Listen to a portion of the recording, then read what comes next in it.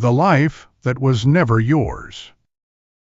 Finding your way back inside a story you did not write. Introduction: the particular kind of lost. There is a specific kind of lost that has no good name in ordinary language.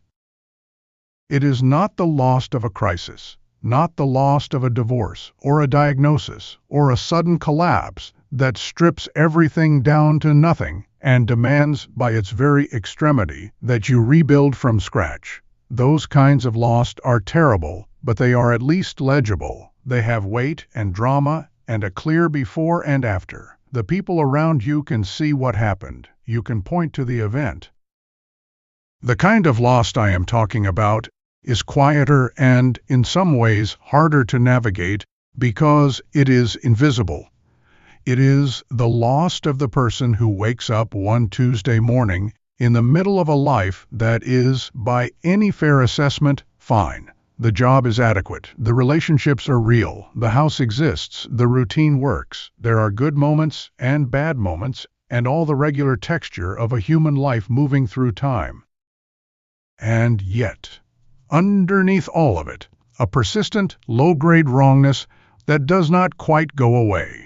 A sense of performing the life rather than living it, of being a very competent actor in a production you do not remember auditioning for, of moving from one obligatory thing to the next with a competence that everyone around you admires and that you yourself feel almost nothing about. You have probably attempted to diagnose this. You have probably cycled through the available explanations. Maybe I am depressed. But you don't feel depressed in the clinical sense. You can function. You get up. Maybe I need a change, a vacation, a new job, a new city. But you know, somewhere underneath the thought that taking the same self to a different location will produce the same result. Maybe I am being ungrateful. There are people with real problems. You are fine. Fine is the word. You are fine. And fine, used this way, is one of the saddest words in the language, because it says, nothing is wrong enough to address, but nothing is right enough to celebrate. Fine is the word for a life that is being survived rather than inhabited. What you have been experiencing has a name in developmental psychology. Several names, in fact, from several different researchers who arrived at the same territory from different directions. And understanding what it actually is, not just feeling it as a vague, formless wrongness, but seeing its mechanism clearly, is the first move toward doing something about it. This recording is not a program for fixing your life. It is not a set of daily habits or a morning routine or an instruction manual for achieving your goals. It is something more foundational than any of those things. It is an invitation to meet yourself, possibly for the first time, as a separate person from the life that was built around you before you had the tools to evaluate whether it was genuinely yours. That meeting is the most important thing that can happen to a person, and it is rarely dramatic. It is usually just this: a slow, patient, honest clearing of the accumulated layers of obligation and assumption and performed identity, until something underneath is briefly visible and you recognize it, and the recognition is the beginning of everything. Stay with me. What follows is going to feel, in some moments, uncomfortably accurate. That accuracy is the point. Chapter 1. Borrowed Lives and the Psychology of Foreclosure. In the 1960s, the developmental psychologist James Marcia built on the foundational work of Erikson to create something that has become one of the most practically useful frameworks in all of personality psychology. Erikson had described the central challenge of adolescence and young adulthood as the formation of identity, the process of answering, in some coherent way, the question of who you are. This process, Erikson observed, requires two things. First, a period of genuine exploration, trying different roles, questioning inherited beliefs, testing possible selves against real experience. And second, a commitment, a choice, a settling into something that feels genuinely yours after the exploration has had a chance to do its work. Marcia mapped this into 4 identity statuses based on whether the person had gone through genuine exploration and whether they had made a genuine commitment. And one of these statuses describes with startling precision the experience of the quietly lost person. He called it identity foreclosure. Foreclosure happens when a person makes a commitment to a career, a role, a set of values, an identity, without the preceding exploration. They commit without ever genuinely considering what they actually want. They step into a predetermined slot, one prepared for them by family expectation, cultural pressure, economic necessity, or the simple path of least resistance, and they fill it competently, and they remain in it, and years pass. The foreclosed identity is not unhappy in an obvious way. It is not dramatic. It is functional. The person with a foreclosed identity tends to be reliable, responsible, conforming, and deeply uncomfortable with uncertainty. They often appear from the outside to have their lives together. They have achieved things. They have built things. They are dependable. But inside, if you ask them, at an honest hour, whether the life they are living feels genuinely theirs, there is a pause. And in the pause, the answer. The word foreclosure is borrowed from real estate law. When a property is foreclosed, the owner's right to redeem it is extinguished. The claim is shut down before it can be made. This is precisely what happens in identity foreclosure. The self's right to explore, to consider, to choose freely is extinguished before it can be fully exercised. Not maliciously, not through anyone's evil intent, through the ordinary pressures of growing up in a world that has strong opinions about what you should be and insufficient patience for the process of figuring out what you actually are. The foreclosed identity is a borrowed life. It belongs to the people who shaped you, to the culture that expected certain things from a person of your background and gender and family position and historical moment. It is made of real material. The relationships are real. The achievements are real. The skills you have developed are genuinely yours. But the fundamental architecture, the shape of the life, the direction in which it is oriented, what it is ultimately for and why, that was decided before you were old enough to participate in the decision. The task of the second half of life, and this can mean any point from the late 20s onward, is to reopen what was foreclosed, to return to the question that was answered too quickly, not to tear down what was built, but to examine the foundation honestly and determine what belongs to you and what was inherited without consent. This examination is uncomfortable. It produces a kind of grief, because seeing clearly that something was never quite yours requires acknowledging that you have spent real years inside it. And it produces anxiety, because reopening the question means entering the uncertainty of not yet knowing what the authentic answer is. But the alternative, remaining in the foreclosed identity indefinitely, produces its own cost. Marcia's research found consistently that identity foreclosure is associated with lower levels of what he called ego development, a narrower range of emotional responses, a greater rigidity in the face of change, and a persistent, low-level anxiety that seems to have no specific object. The anxiety has an object. It is the self that was never fully met. Chapter 2.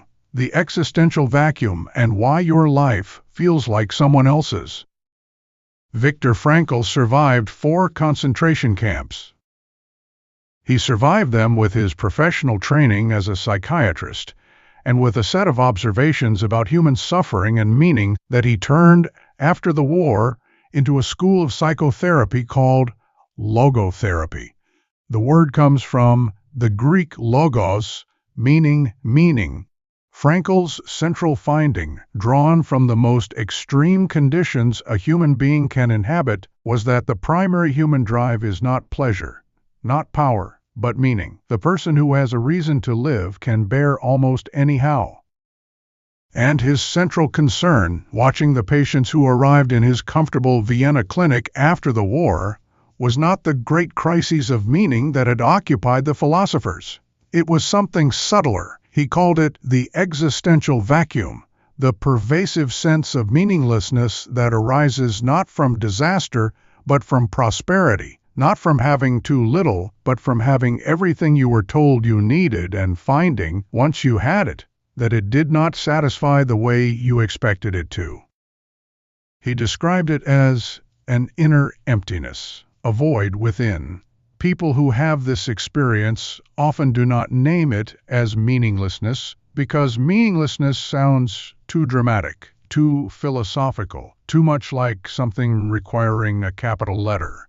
They describe it instead as flatness, as going through the motions, as the Sunday afternoon feeling that extends somehow into every other day, as the sense that something essential is missing but they cannot say what, because every specific thing they can name is accounted for.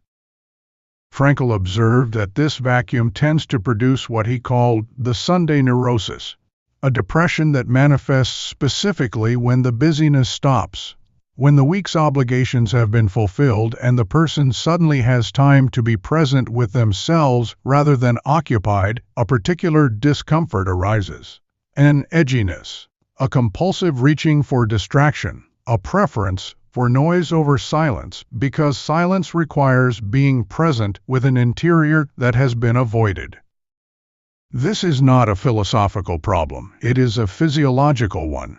The neurologist and researcher Panksepp identified what he called the seeking system, a primary emotional circuit in the mammalian brain responsible for the drive to explore, to pursue, to find. The seeking system is activated by novelty and possibility and genuine forward motion toward something that matters. It is suppressed by routine, by the absence of genuine challenge, by the experience of going through motions that feel pointless at the level of the body. When the seeking system is chronically underactivated, the result is not simply boredom. It produces a specific kind of depression that is different from clinical depression in its texture. It is not dark or heavy in the way that clinical depression can be. It is more like the absence of color, the sense that everything is muted, that the world has lost a dimension it used to have. The existential vacuum, Frankl argued, is primarily the result of two losses that modern culture has inflicted on the human being: the loss of instinct, the animal knowing of what you need, which civilization has blunted, and the loss of tradition, the inherited set of values and roles that used to tell a person with authority what their life was for. Without instinct and without tradition to orient them, people find themselves in a hall of mirrors. Everyone else seems to know what they want. Everyone else seems oriented. The absence of clear direction reads, from the inside, as a personal failure rather than a cultural condition. It is not a personal failure. It is what happens to a person who is handed a borrowed life and never given adequate space to question whether it fit. Chapter 3. The Second Mountain You Were Not Told About. The journalist and thinker David Brooks made an observation that has been finding its way to people who needed it for some years now. He described two distinct kinds of life orientation that he called the first mountain and the second mountain. The first mountain is the one that almost everyone climbs. It is the mountain of achievement, of building, of becoming someone recognizable. The career, the relationships, the credentials, the accumulation of things that confirm, in the eyes of the world and in your own eyes, that you have done what you were supposed to do. The first mountain is not false. The achievements are real. The people you built your life around are real. The skills you developed in the climbing are genuinely yours. But the first mountain has a summit. And what most people discover when they reach it, whether at 35 or 45 or 55, is that the view from the top is not what they expected. The satisfaction they anticipated has arrived, but it is smaller than the container they built for it. The life they constructed around the goal of reaching the top is suddenly revealed, from the top, to be organized around a question that the summit did not actually answer. This moment is rarely catastrophic. It is more often quiet, a pause, a recognition, the sense of looking at the life you built and thinking, yes, but is this it? Brooks argues that this moment is not a failure of the first mountain, but an invitation to the second. The second mountain is not about achievement in the conventional sense. It is about depth, about the transition from a life organized around the self, around what I can get and build and become, to a life organized around commitment, to something beyond the self that gives the days a texture and urgency that the first mountain, for all its rewards, cannot provide. The philosopher Albert Camus described the same transition differently. He described Sisyphus, condemned to roll his boulder endlessly up the hill only to watch it fall back down, and he asked the radical question, can we imagine Sisyphus happy? His answer was, yes, but only under one condition, that Sisyphus knows the boulder is his, that he has consciously chosen the particular absurdity of his existence rather than simply inhabiting it by default. The difference between the Sisyphus who suffers and the Sisyphus who is happy is not the boulder and not the hill. It is the relationship to the task. The chosen burden is bearable in a way that the inherited burden, the unexamined, unconsidered, simply accepted because what else would you do burden, is not. Most people in the existential vacuum are carrying boulders they did not choose. They are rolling hills they never decided to climb. And the exhaustion they feel is not the ordinary exhaustion of effort. It is the specific exhaustion of effort, without meaning, of doing something very well for reasons you have never examined. The second mountain begins with a simple, terrifying, necessary question. If I were starting from where I am now with everything I know now, what would I actually choose? Not what would be practical. Not what would make sense given the investment already made. Not what would be understandable to the people who have known me across all the years of the first mountain. What would I choose if I were allowed for once to choose from the inside rather than from the outside in? That question has an answer. It always has an answer. The work is learning to hear it over the noise of everything you were taught to want. Chapter 4. Who told you that was you? There is a version of your story that you have been telling yourself and others for so long that it has the feeling of truth rather than narrative. It began very early. Before language even, the people around you started interpreting you to yourself. Here is what you are like. Here is what you are good at. Here is what you are not good at. Here is what matters to people like us. Here is what you should want. Here is who you are. These interpretations were not malicious. They were the ordinary work of people who loved you, trying to make sense of you, trying to prepare you for a world that would require you to be something legible and navigable. Parents, teachers, peers, the cultural machinery that surrounds every child with a relentless stream of information about what is valuable, what is possible, what is appropriate for a person of your particular configuration of characteristics. The psychologist George Herbert Mead, one of the founders of social psychology, described the self as fundamentally social, not in the superficial sense that we care what others think, but in the structural sense that the self is built out of the reflected appraisals of others. We come to know ourselves primarily through seeing ourselves as others see us. The self is not something you discover alone, from the inside. It is something you construct from the outside, from the accumulated weight of what the important people in your world have told you, explicitly or implicitly, that you are. This is not a bug in the system. It is the system. Human beings are social animals. We need the mirror of other people's responses to develop a sense of ourselves at all. Without that mirror, there is no self-concept, only raw experience without narration. But the mirror can be distorting. Every person who reflected you back to yourself brought their own distortions, their own fears about what was acceptable, their own projections about what you should be, their own unexamined assumptions about what a person with your particular characteristics was capable of and meant to do. And because these reflections arrived before you had the cognitive development to evaluate them critically, they were absorbed as fact rather than opinion. The label attached to you early, the responsible one, the smart one, the difficult one, the sensitive one, the one who is good with people, the one who is not good with feelings, the one who will go into the family business, the one who will never be artistic. These labels landed in a developmental period when you were simply not equipped to say, "That is your opinion, not a description of my nature."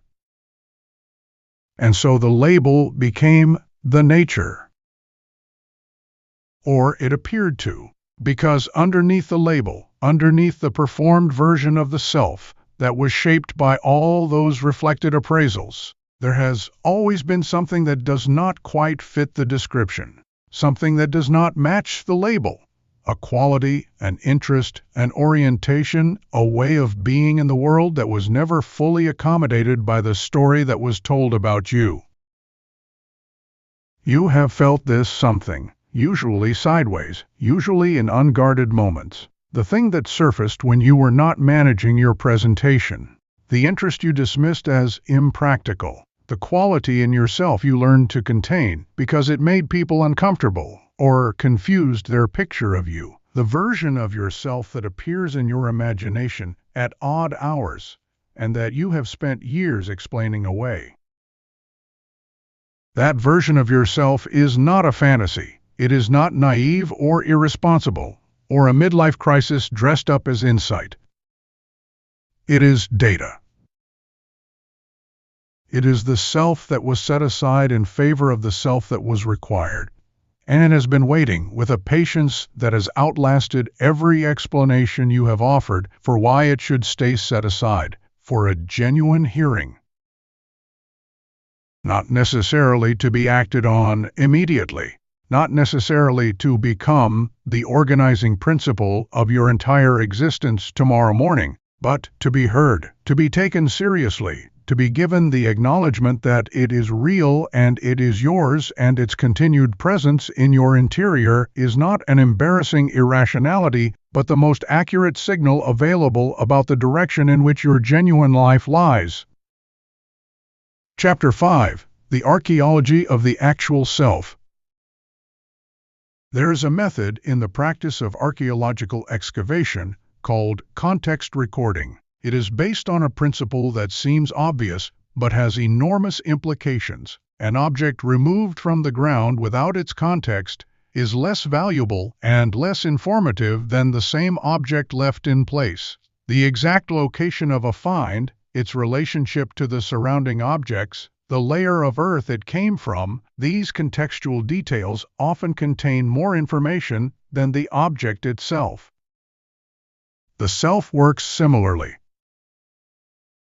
If you want to find the actual self, the one underneath the foreclosed identity and the borrowed life, you cannot simply look for it directly. You cannot sit down and ask yourself, "Who am I really?" and expect a clean answer to arrive. The question is too loaded.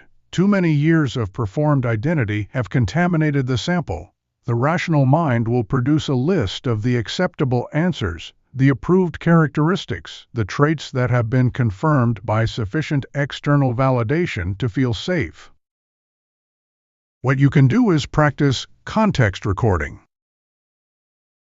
You can look at the contexts in which you appear. briefly and without warning, as something different from the person you usually manage to be. The moments when the performed self drops, not through failure but through absorption, through being fully occupied by something that required all of you and left no leftover attention for the management of the image.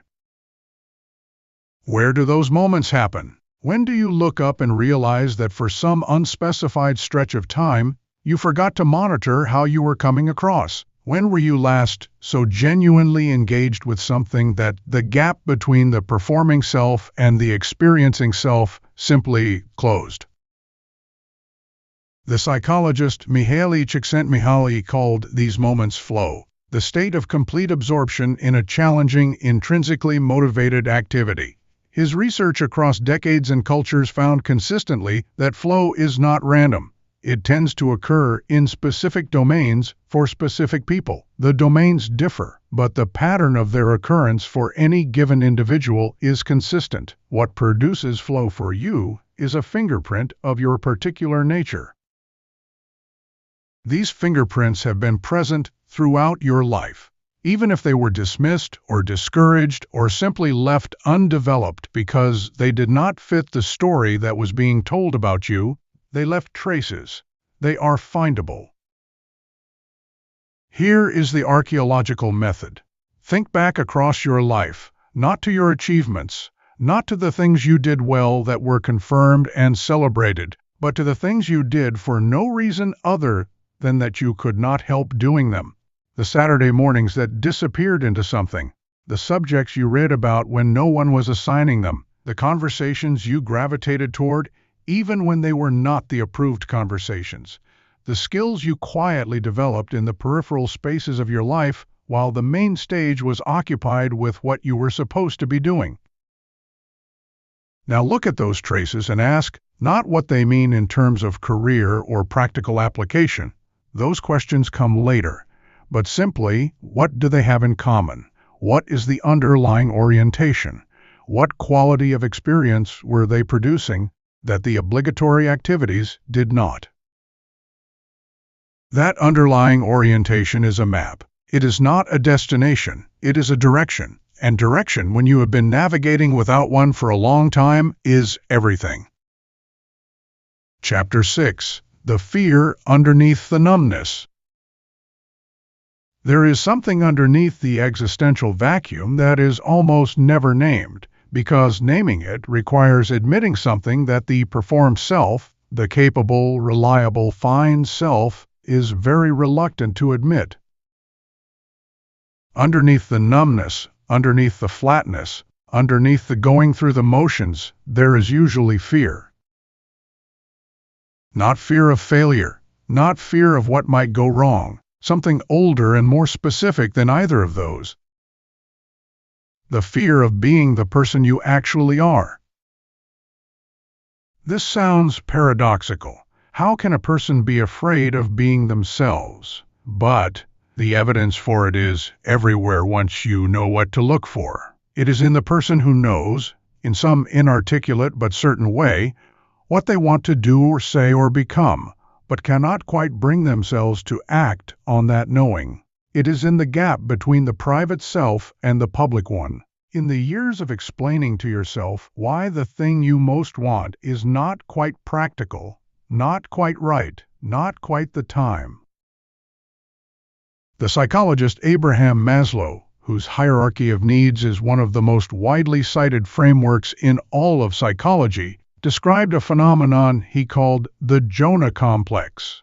He named it for the biblical figure who was given a clear calling and spent considerable effort fleeing from it, ending up in the belly of a whale as a consequence. Maslow's observation was that many people, perhaps most, are not primarily afraid of failure. They are afraid of success, afraid of the responsibility and the visibility and the exposure that comes with becoming fully what they are capable of being. It is safer, in a profound psychological sense, to stay small, to remain within the known dimensions of the borrowed life, to be competent but not quite committed, capable but not quite alive to the full extent of what you contain.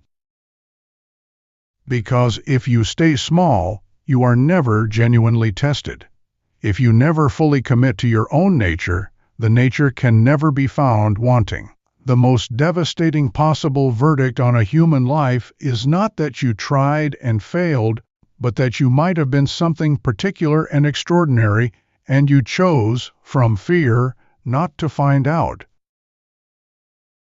The existential psychologist Irvin Yalom, who spent decades with patients navigating the questions of meaning and mortality and freedom, described what he called existential guilt, different from ordinary guilt. Ordinary guilt is the feeling of having done something wrong to another person.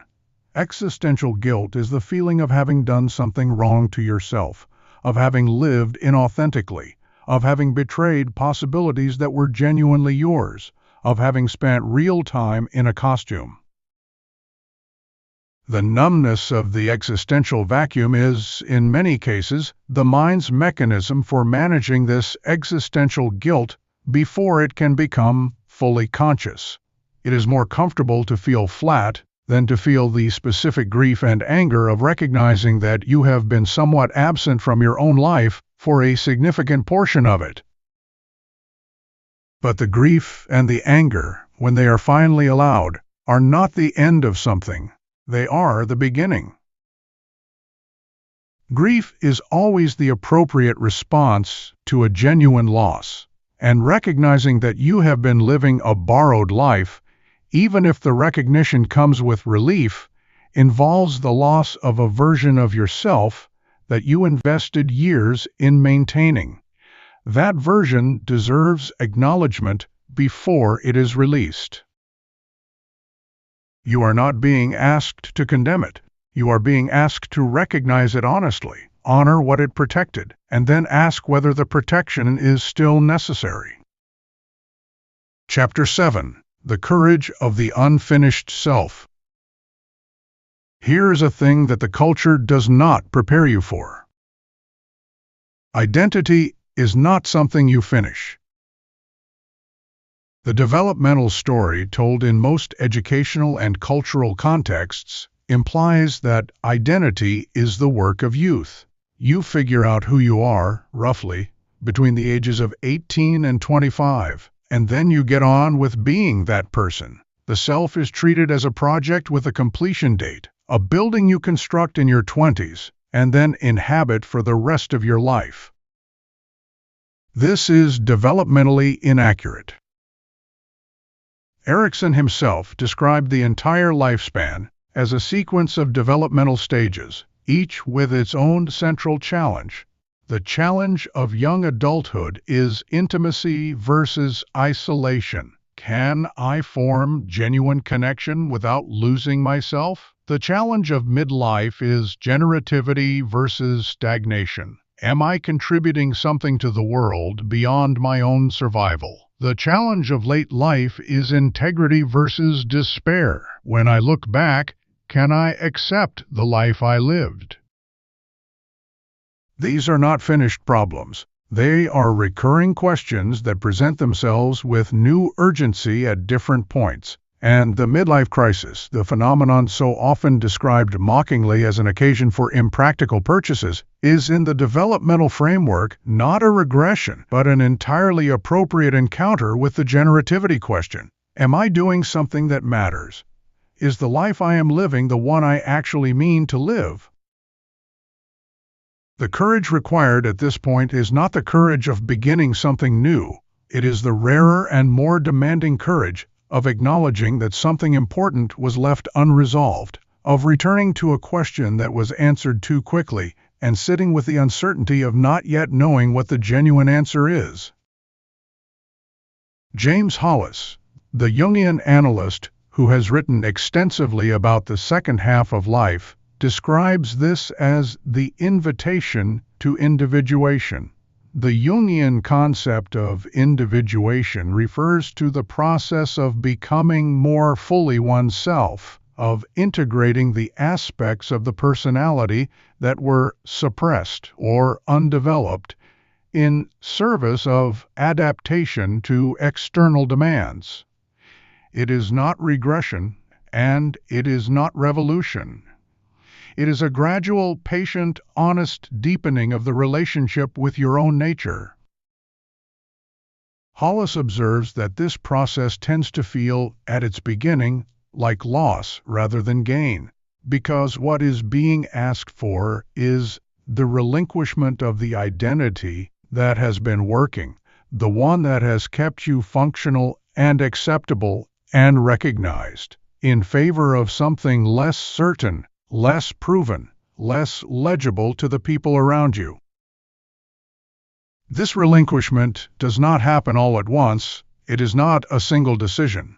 It is a series of small choices, made repeatedly, over time, to take your own interior experience seriously as a source of information about how to live, to give your own reactions, your own enthusiasms, your own resistances, the same quality of attention you have been giving to the reactions and expectations of everyone around you. The unfinished self is not a failure. It is a work in progress, and a work in progress, honestly inhabited, is more alive than a completed project that was built to someone else's specifications. The incompleteness is not the problem. The pretending it is finished is. Chapter 8: Meaning as a Practice, Not a Discovery. There is a misunderstanding about meaning that keeps people in the existential vacuum longer than they need to be. The misunderstanding is that meaning is something you find.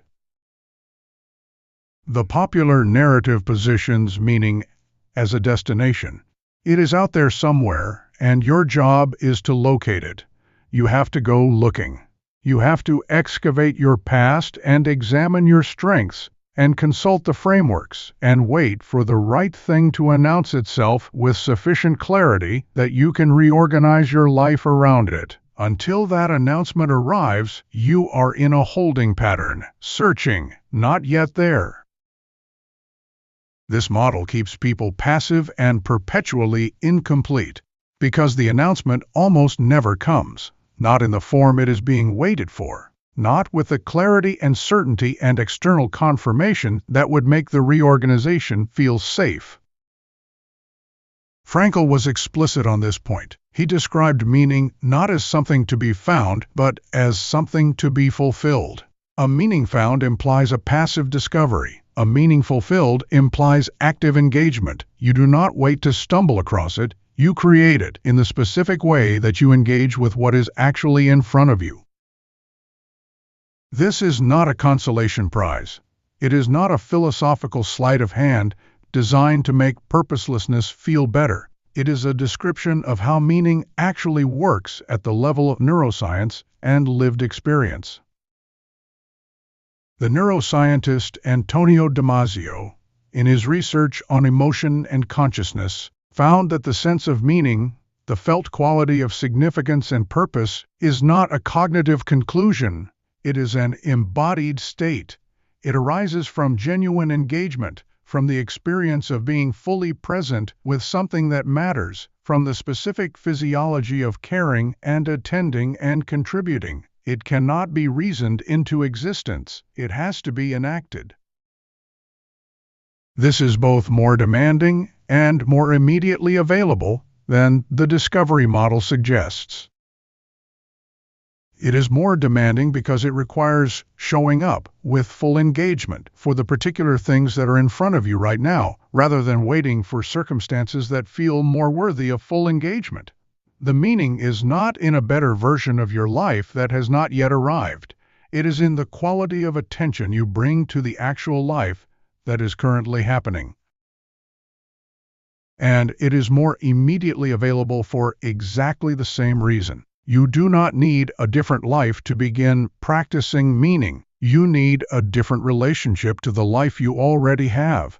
You need to find within the existing structures the places where genuine engagement is possible, the conversations that could be real rather than managed, the work that could be done with genuine investment rather than adequate performance, the relationships that could be deepened rather than maintained. Not all of them, not all at once, one thing, one place, today. Meaning is not a discovery. It is a practice, and like all practices, it begins not with the perfect conditions, but with the available ones, with what is actually here. Chapter 9. Reauthoring the Story. The psychologist and narrative therapist Michael White described human beings as fundamentally story-making creatures. We do not simply experience events, we narrate them. We weave them into a continuous, coherent account of who we are and why things happen the way they happen and what our life means. The problem is that most people are not the primary author of their own story. They are the inheritor of a narrative begun by others, written in a genre they did not choose, populated by characters whose roles were assigned before the protagonist arrived with sufficient consciousness to object. The borrowed life is, in this framework, a borrowed story, one that has enough truth in it to feel accurate, enough familiarity to feel safe, and enough incompleteness to produce the persistent, formless sense of wrongness that brought you to this recording. Narrative therapy, developed by White and David Epston in the 1980s, works from the premise that problems are not located inside people, but in the stories people inhabit about themselves, and that therapeutic change involves not a fundamental reconstruction of the personality, but a reauthoring, a process of finding the alternative stories that exist within the same lived experience, the moments and qualities and values that were there all along but were not given prominence in the dominant narrative.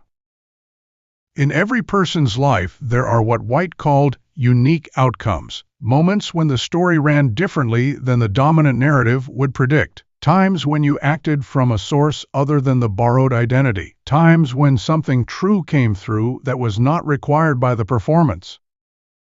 These moments are not the exceptions that prove the rule. They are evidence of the alternative story, the story that was always there alongside the dominant one, quieter and less confirmed by external recognition, but present, real. The invitation of reauthoring is to deliberately, methodically, give more weight to the alternative story, not to pretend the dominant one did not happen, not to revise history or deny the reality of the borrowed years, but to recognize that the same lived experience can support more than one narrative, and that the one you have been living inside was not the only available interpretation. Who were you in the moments that did not fit? What does that version of you, the one who appeared in the unscripted moments, want? What would the alternative story look like if it were given the same authority and attention that the dominant one has always had? These are not rhetorical questions. They have specific answers. Your answers, arriving not from the rational mind, which will default to the old story, but from the body, from the gut-level recognition that lights up briefly when something is being named accurately. Practice paying attention to what lights up. That is not sentimentality. That is data from a source that is closer to your actual nature than any externally confirmed version of yourself has ever been. Chapter 10. The Permission You Were Waiting For. There is a particular thing that people in the existential vacuum often say when they begin to understand what has been happening to them. They say, "I knew, I always knew." Not in the sense of having consciously articulated the analysis, in the sense of having felt it continuously, as a background hum of something not quite right, a persistent signal that the life being lived was not quite the life they were meant for. They knew it the way the body knows it is cold, not through reasoning but through sensation, not loudly but consistently. And when they describe why they did not act on this knowing sooner, the answer is almost always the same. They were waiting for permission. Permission from the people whose expectations had shaped the borrowed life. Permission from the culture that had defined success in terms that seemed incompatible with the alternative story. Permission from the inner judge that had, for decades, evaluated every impulse toward the genuine self against the standard of the performed one and found it wanting. I am going to offer you the most practically useless and most practically important thing this recording contains. The permission is not coming from outside. It was never going to come from outside. The structure of the permission waiting is self-perpetuating. Because the more you wait for external permission to live as yourself, the more you confirm to your own nervous system that your own judgment about your own life is insufficient. The more you defer to external authority about who you should be, the weaker your internal authority becomes. The longer the waiting, the louder the inner judge. The permission has to be self-issued. Not in a grand, once-and-for-all declaration. Not in a dramatic dismantling of the current life and the announcement of a new one. In small, repeated, quietly radical acts of internal authority. The next time something rings false for you, notice that it rings false. Not just the awareness, but the act of taking the awareness seriously, of treating your own perception of false as valid data rather than as a complaint to be suppressed. The next time something feels genuinely right, something unscripted, something that belongs to the alternative story, stay with it a little longer than is comfortable. Let it be real for long enough to register. Do not immediately explain it away or contextualize it into something more acceptable. The next time you are asked what you want and the honest answer is different from the approved answer, let there be a pause before the answer comes out. Let the honest answer exist, even privately, even for a moment, before the performance takes over. These are not large acts. They are almost invisible from the outside. But they are the building of internal authority from the ground up. The practice of treating yourself as a valid source of information about your own life. The daily, incremental reclamation of the self that was set aside before you knew it was being set aside. The permission is not a feeling you will suddenly have one morning that will make everything clear and safe and obvious.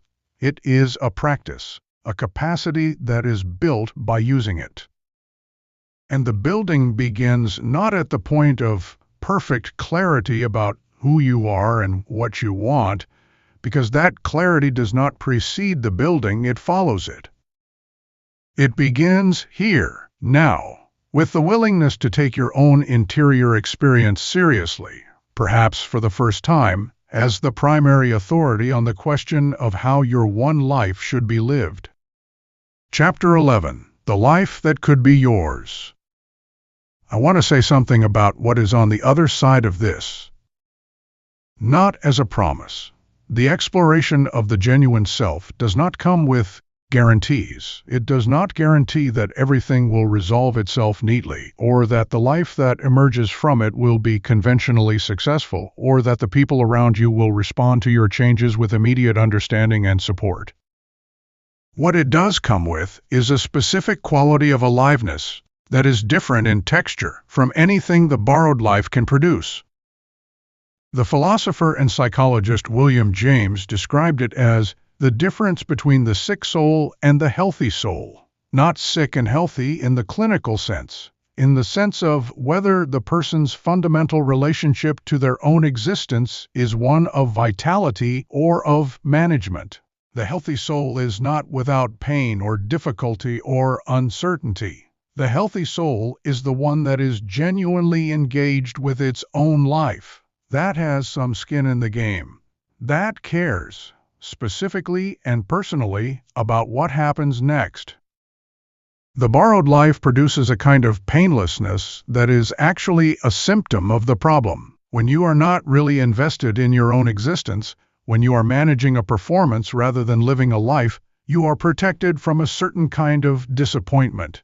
Nothing can devastate you entirely because nothing is entirely yours to be devastated about.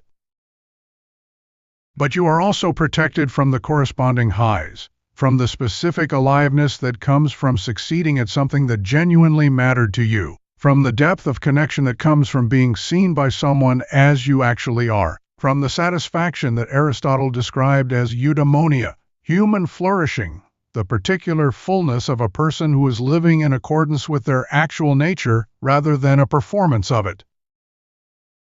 The life that could be yours is not a fantasy. It is not a dramatic departure from your current coordinates. It does not require you to abandon everything and reinvent yourself from scratch at enormous cost to everyone around you.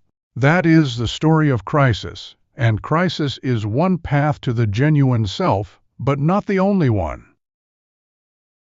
The quieter path begins with a question held daily, with genuine curiosity rather than anxiety. In this moment, in this interaction, in this choice, am I acting from my actual center or from the performance? Over time held honestly, that question changes the direction, not all at once, not dramatically, but measurably. The moments of genuine aliveness become more frequent. The gap between the performing self and the experiencing self begins to close. The alternative story begins to accumulate enough lived material to feel as real and substantial as the dominant one. And you begin, slowly, to recognize yourself in your own life.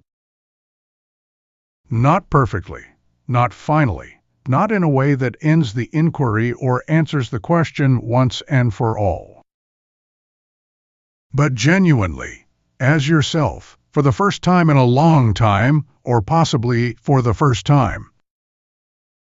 That recognition is worth everything the journey costs. Closing, the one doing the looking. We have arrived at the end of this recording. And I want to use the last few minutes to say something that I have been circling throughout everything we have discussed. The fact that you are here, that something in you recognized this, that the description of the borrowed life and the existential vacuum and the foreclosed identity landed as recognizable rather than foreign, that is not evidence of failure. It is evidence of a self that has remained present and searching through all the years of the performance.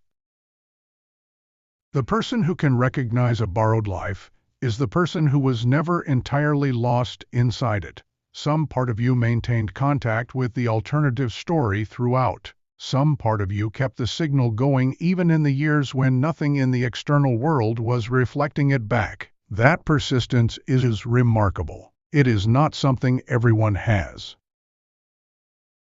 The philosopher and contemplative Thomas Merton described what he called the true self as distinct from the false self. The false self is the constructed identity, the one built from the outside in, from reflected appraisals and cultural expectations and the accumulated weight of other people's definitions. The true self is not constructed, it is uncovered. It is what remains when the false self is seen through. And crucially, it is the one doing the seeing. This is the thing worth holding as you leave this recording and return to the regular noise of your actual life. The part of you that recognized the description in this recording, that felt the accuracy of it, that had the quality of, finally, yes, this. That part of you is not the borrowed self. The borrowed self does not look for this kind of material. It is too busy managing the performance. The one who looked for this, who pressed play, who stayed through all of it, that is the actual you. Not the performed one, not the fine one, not the competent, reliable, gets-it-together one. The one underneath all of that, the one who has been there through everything, the one who has been waiting with a patience you owe it some acknowledgement for. That one does not need to be built or discovered or created, it only needs to be listened to. Not in one grand conversation, in the accumulated practice of tiny daily attentions, of asking what is actually true for you, of noticing what lights up and what goes flat, of treating your own interior experience as the most relevant available evidence about the direction of your life. The life that could be yours is not somewhere else. It is not waiting for better circumstances, or more courage, or a different version of you. It is available in the next honest moment. In the next time you let something ring false register as false, rather than suppressing it in favor of the expected response. In the next time the genuine thing shows up, and you let it be there without immediately explaining it away. Small, daily, nearly invisible. And over time, everything. You have been looking for yourself for a long time. You are the one doing the looking. That is the beginning of the whole thing. Go.